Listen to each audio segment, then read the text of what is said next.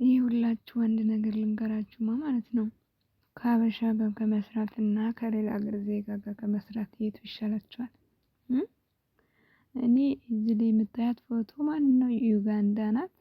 10 ወር ነው የሰራ ነው ከሷ ጋር ማለት ነው። 10 ወር 9 ወር ነው የሰራ ነው። ከሚገርማችሁ አንድ ቀን ራሱ ተጣልተን አናውቅም ማለት ነው። አንድ ቀን ተጣልተን አናውቅም።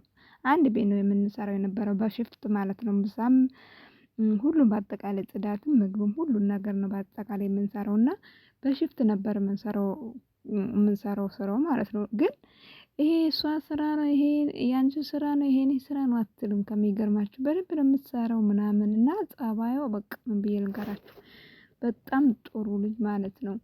እና ከዛ በፊትም ከሀበሻ ጋር ሰርቻለሁ። ግን አንስማማም ብታይ ከሚገርማችሁ እናንተ ጥሩ የሆነ ነገር ስታስቡ እነሱ በክፋት ነው የሚያስቡት። በዚህ ምክንያት ማለት ነው ምንም አንስማማም ነበር ማለት ነው። እና ከዚች ልጅ ግን በጣም ተስማምተን ነበር የምንሰራ የነበረው።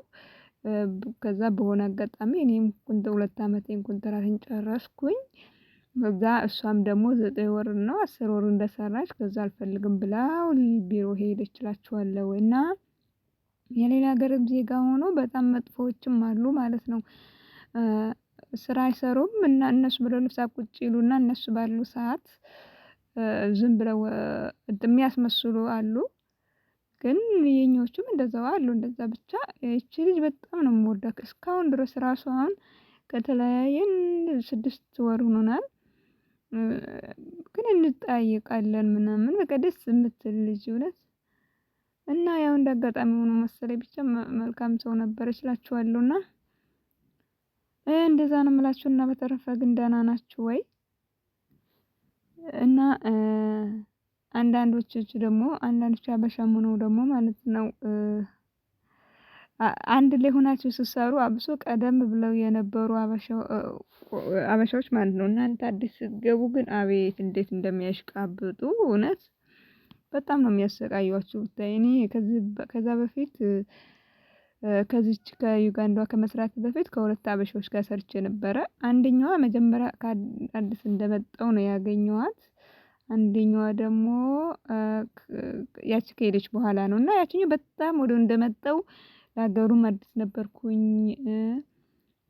እና በጣም ነበረ በቃ ያሰቃየችኝ እውነት ሰላሜን ንስት አድርገው ነበረ። ግን እንደዚህ አንዳንዶቻችሁ ሰራተኛን የምታሰቃዩ ሰዎች በዚህ አጋጣሚ እውነት በጣም ዙሮ ለጊዜው ነው እንጂ እዛ ቤት የምትወገዱት ማለት ነው እናንተ ናችሁ።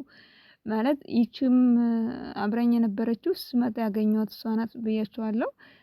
በጣም ነበር የምታሽቃብጠው ከእነሱ ጋር እኔን በቃ ታስጠምደኛለች እኔ እሷ እንዲህ ብላ ያላልኳትን በሙሉ ነበር ሄዳ የምትናገረው ምናምን በቃ ለቤቱ ተቆርቋሪ ቆራጭ ፈላጭ እኔ ነኝ የምትል ነበረች። ግን በእለታት አንድ ቀን ግን ከሚገርመው ሳታስበው ነው ወደ ሀገሩ የላከቻት ሴትየዋ። እና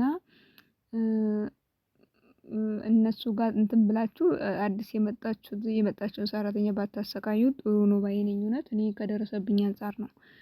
እና እንደዛ ነው እላችኋለሁ።